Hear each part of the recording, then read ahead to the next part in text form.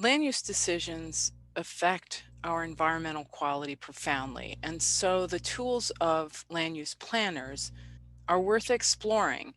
And before we leave that topic of land use planning, I'd like to invite you to take a look at these two standard land use documents, the comprehensive plan and the zoning ordinance, for a county where environment is very much on their mind. In fact, they have a reason to put environment first in their comprehensive plan. That place is a county in Wyoming called Teton County. It is the home of the Grand Teton National Park, and a huge percentage of county land is this wildlife preserved. It's also a tourist hotspot. Before we look at how they address some environmental issues with planning tools, let's just take a look at what the environmental riches are there and the environmental threats in Teton County, Wyoming. The vocabulary for this: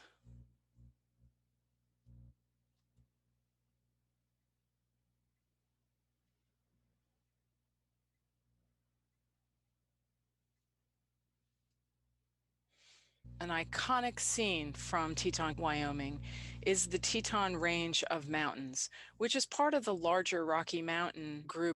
This particular range sort of stands on its own in a giant plain, about 40 miles long within the Grand Teton National Park. They're the youngest mountains in the United States. They're actually still growing. In other words, as mountains, they've been pushed up by geological forces deep within the Earth's surface, and they're still growing by quarters of an inch every year. At the same time, there can be found in Grand Teton National Park some of the oldest rocks of any place in the United States. So geologically, this is a fascinating place. Clearly, in terms of landscape and wildlife, it also has some national treasures. It's such a special setting that you'll sometimes find really important national figures holding meetings there.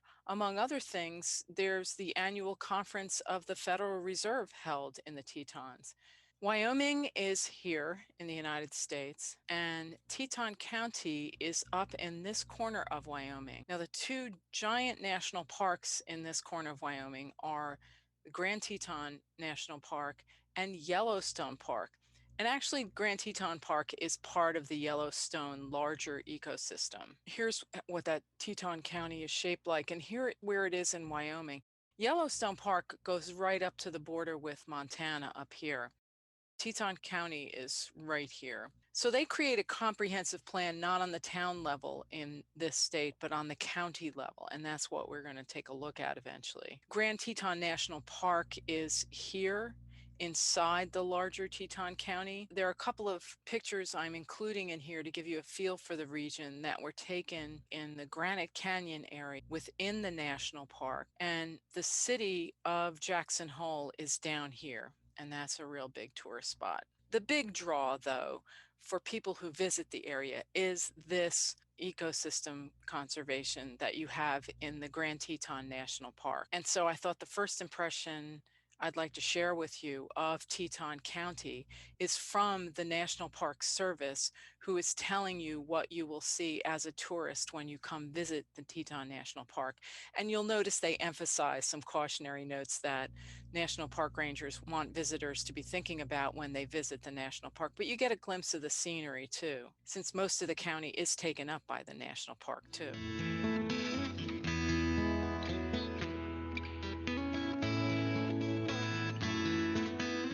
What are you hoping to see when you visit Grand Teton National Park and the John D. Rockefeller Jr. Memorial Parkway? Majestic mountain scenery, wildlife?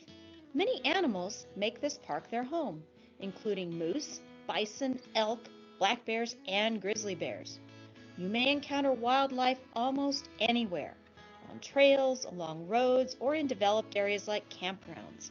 The Park Service needs your help protecting these magnificent creatures. Your behavior has consequences for all wildlife, including bears. Their future is in your hands. Wildlife and roads are not a good combination. Animals feeding along roads quickly become comfortable around vehicles and visitors, increasing their risk of being hit by a car. When people stop for a close look or a picture, animals may become bold and approach or feel threatened and attack. Help keep all animals wild and visitors safe by following these simple rules for safe wildlife viewing. Use only designated pullouts when viewing wildlife and stay with your car. Always maintain a distance of at least 300 feet from all large animals. Use binoculars, spotting scopes, or a telephoto lens to get a close-up view. Beware that small cameras may tempt you to get too close to an animal. Never get between an adult and its offspring. Females with young are especially defensive. Do not leave food, garbage, or coolers in the open bed of a truck or the exterior of a vehicle. Never feed a bear or any wild animal. Remember, you may also impact small animals. Do not approach nesting birds or burrows of grand animals. Give all animals the space they need to survive. Follow directions from park staff. Remember, the law prohibits approaching, harassing, or feeding wildlife. Stop by a visitor center for more information. Be a responsible wildlife observer. Enjoy their beauty and majesty from a safe distance during your visit to Grand Teton National Park. So I want to talk about nature and the importance of nature to Teton County. And in doing that, I want to compare it to the goose that laid the golden eggs. But in case you don't know that fable from Aesop's Fables, or even if you do know it, let me offer this reminder. Here's how the story goes. This is a fable from Aesop's Fables. A man and his wife owned a very special goose. Every day the goose would lay a golden egg, which made the couple very rich. Just think, said the man's wife, if we could have all the golden eggs that are inside the goose, we could be richer much faster. I don't know why it's the wife who always has these bad ideas. You're right, said her husband. We wouldn't have to wait for the goose to lay her egg every day. So the couple killed the goose and cut her open, only to find that she was just like every other goose. She had no golden eggs inside of her at all, and they had no more golden eggs. I think you can get the moral of that story. Point I want to make is in Teton County, Wyoming, the environment is the goose that laid the golden egg. And if you want to take care of the riches, your greatest source of wealth, you don't want to destroy it. At the center of that wealth is the natural setting and the living things there. To be fair, the average resident of Jackson Hole and Teton County is aware more than most of us in the United States that we are not alone on this planet as human beings. We share it with an amazing assortment of other living beings with personalities and food and shelter needs and roaming habits.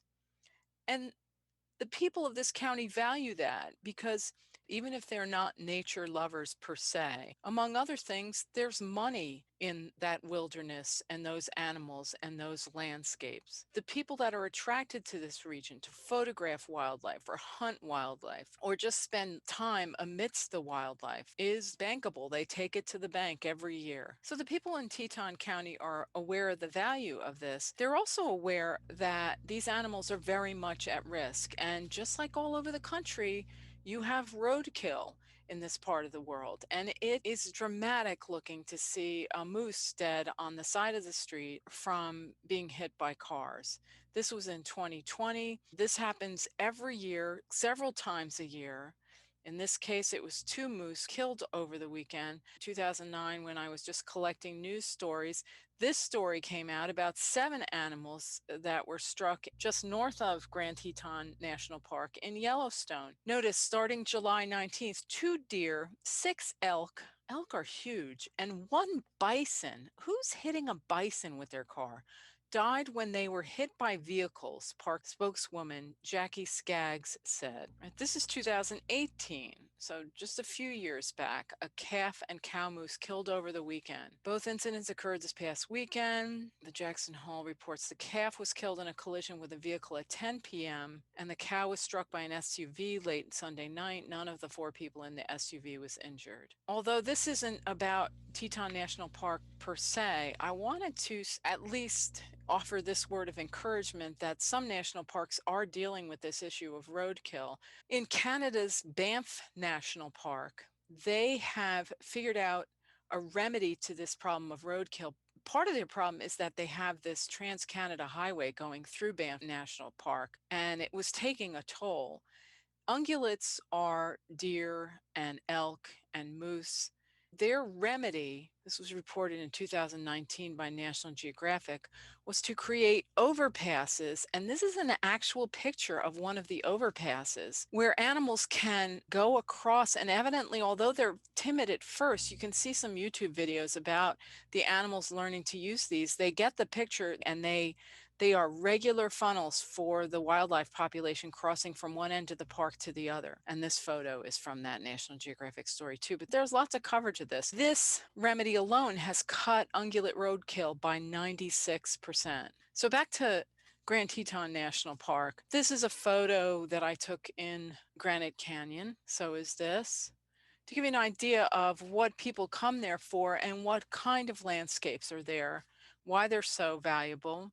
So family members that went on one of the big hikes, because you can go for miles and miles up and down these canyons. They were on a 26-mile hike. Okay, this is what I'd like you to take away here. These constitute the almost 18 million acre Greater Yellowstone ecosystem. Teton National Park is part of that ecosystem. Now, this is really important. One of the largest intact mid-latitude temperate ecosystems in the world. Just this month, some important research came out on the importance of, this is the phrase, intact ecosystems, and how as we scramble to protect biodiversity across the world, scientists have agreed our focus must be the intact ecosystems. So this is an extra valuable region of the world. So it's not just valuable in dollars and cents to the locals who want to keep the tourist trade coming, but this is a national treasure and an ecosystem of global value. The populated region of Teton County is down the city of Jackson Hole, very Old West feeling to that town. At one end of town, you can see the ski slopes that form a big part of the winter action there. There's that Main Street, and at the end of Main Street, those ski slopes. Every year they hold at least one rodeo there. And in 2009, when I was collecting these news stories, this was in the newspaper at Jackson Hole, Wyoming. They have problems just like any inhabited place with gas stations. This is a contaminant plume. You know what that is? It's as if you had X-ray vision under the streets of the city and were able to look down to the groundwater. The part of the groundwater that's still clean based on testing is the blue section. The part that's contaminated with benzene, which is a carcinogen, it's part of gasoline. The most intense contamination is the red part. They think that's where it's spreading from. But this was spreading under the city, and there was concern about it reaching drinking water. This plume of benzene covers about 4 blocks. It came from the service station, which means there was a gas tank underneath the gas station. There are tanks under the ground that they're pumping out of. And one of those tanks got a leak in it. It went into the groundwater and is now spreading toward people's well water. Well, I've kept track of this ever since then. This is from 2017, traces of benzene found in Jackson drinking water well. And this month, 2021, benzene found in Jackson, Wyoming well.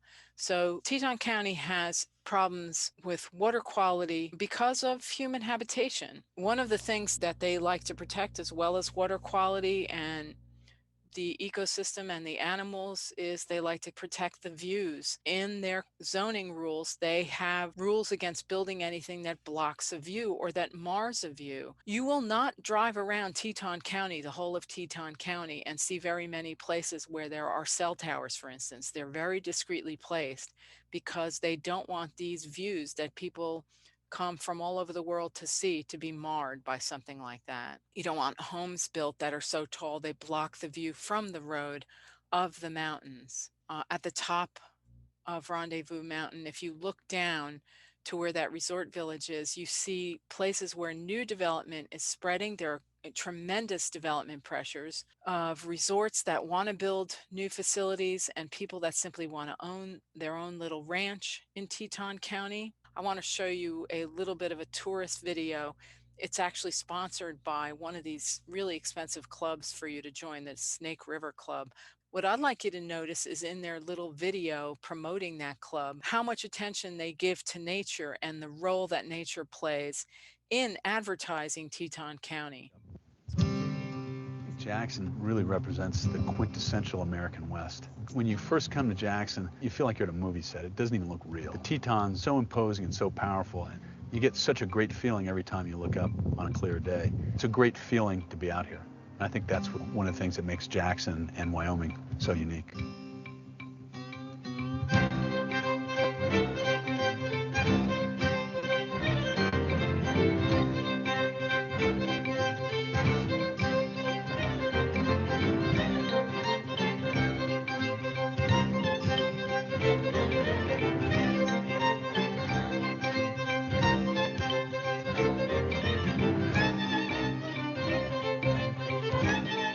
The entire culture of this valley is to be active and to do things and enjoy the outdoors.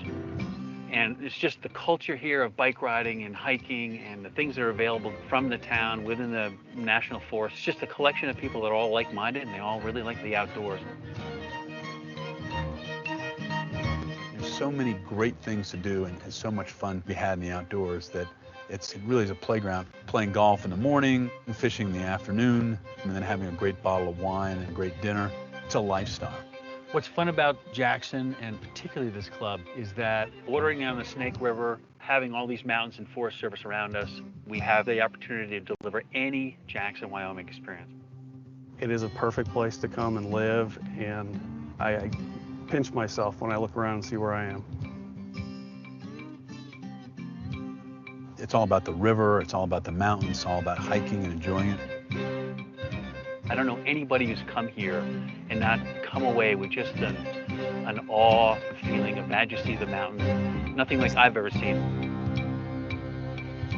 Okay, again, when I was reading all the newspapers in 2009, there was front page news about development pressures, and then this cartoon appeared in the Jackson Hole, Wyoming newspaper. Take a look at it. Now, a moratorium is a halt on development. It's a temporary halt. It's a freeze on new building in a place. Towns sometimes have moratoriums to just stop all new development so that they can take stock of water supplies and other things that they need to figure out before they let new development in. In 2009, just the pace of new development had planners really alarmed. And so remember, the land use planning is done at the county level in Teton County. And here you see the county thinking they're going to eat me alive. And who they are is people who want to build a house, people who want a zone change, people who want to build a subdivision, who want new development, who want to build condos. And what the county has done is shut the door on new development. The shut door represents the moratorium, which means halted development. I just think it's a really good, well conceptualized cartoon. The front page of that same newspaper that had that cartoon was this: development tops agenda. But to bring that more up to date, this is a 2019 report from a county-wide journal. Read Mountain Journal's ongoing coverage about the implications of more people and the development footprint being exacted, including a report titled Unnatural Disaster: Will America's Most Iconic Wild Ecosystem Be Lost to a Tidal Wave of People?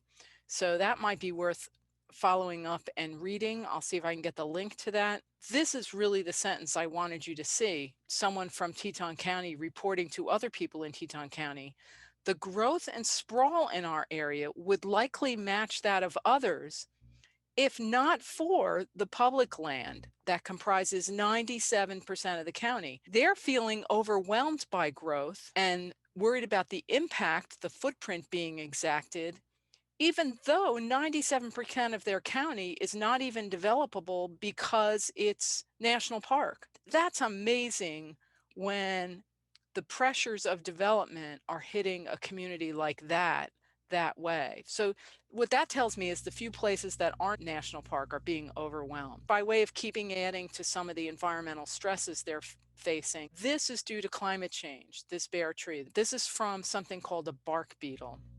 This beetle that is flourishing in the warmer climate. This is in 2003, the same exact forest, 2013. Wyoming State Forestry Division's Josh Van Vlack says half of the area's dense forests, half, have been killed by bark beetles. This will hurt tourism.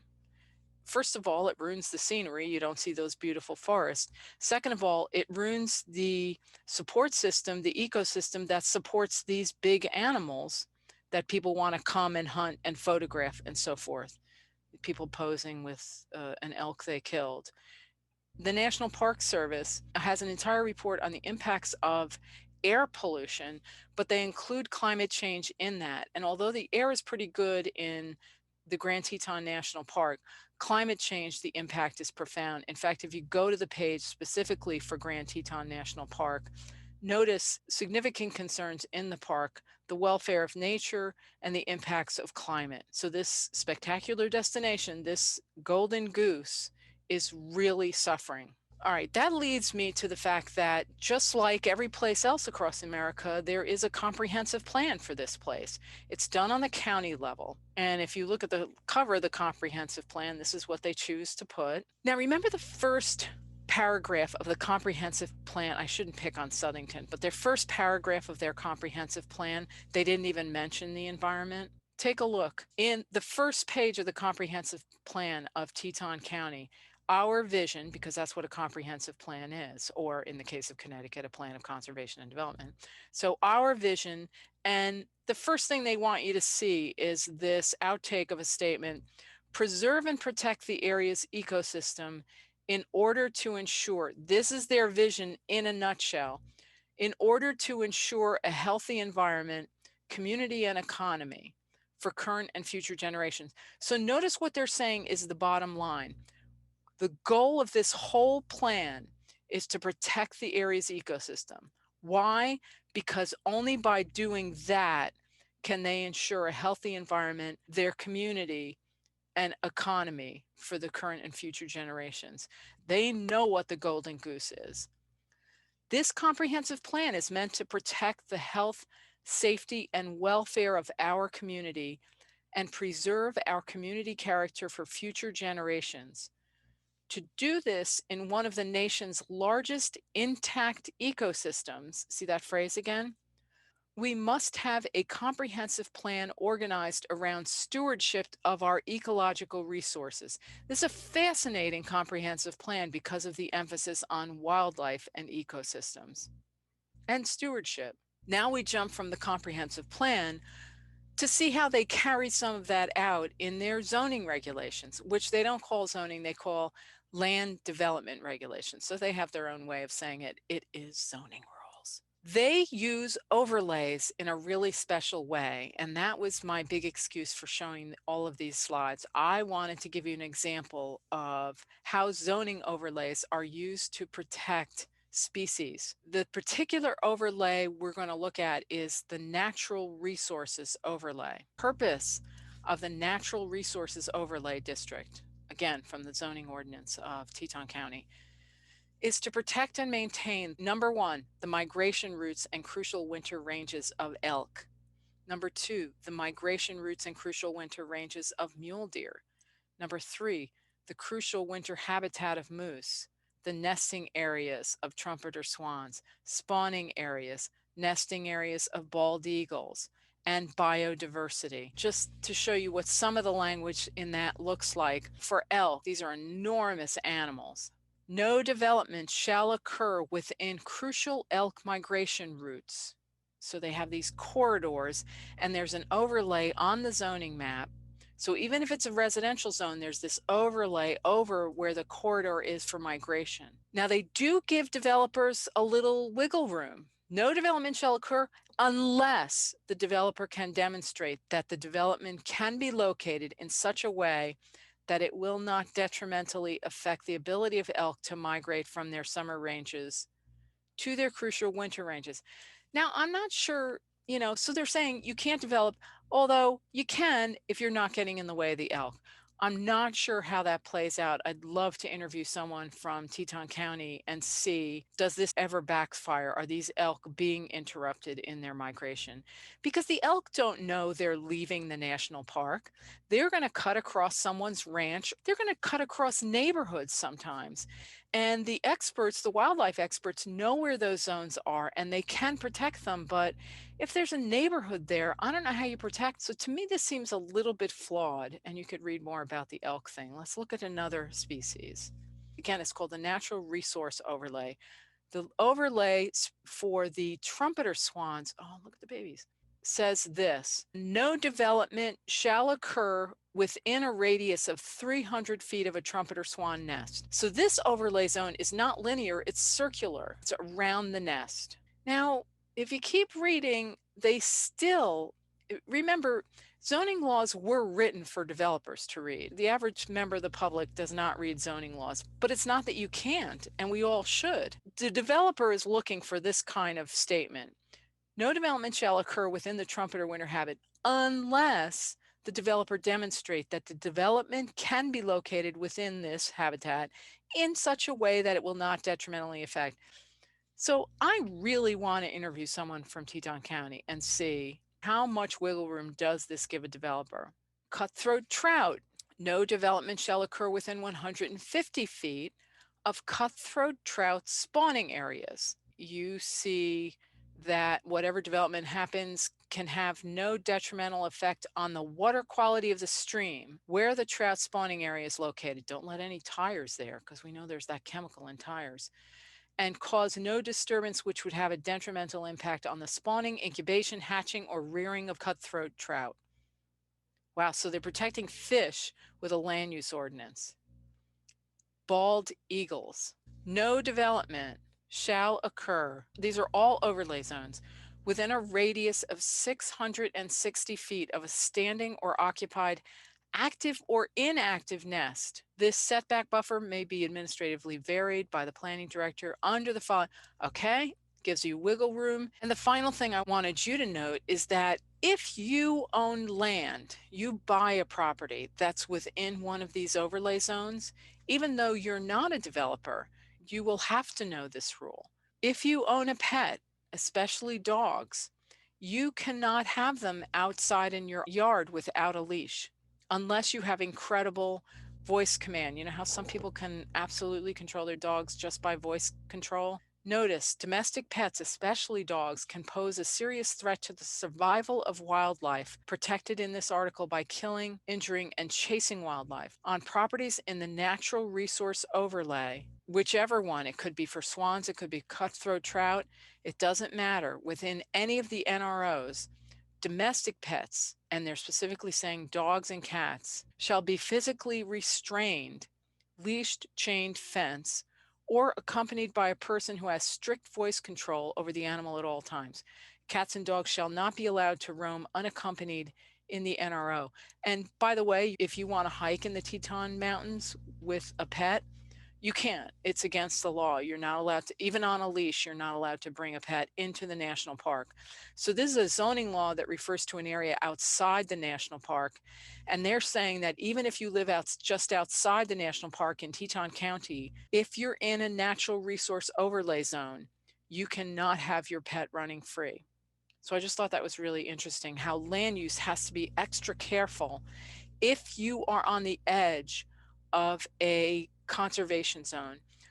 But I'll just throw out this: shouldn't we all treat nature this way? Shouldn't we identify all the wildlife corridors? Because there's so little left.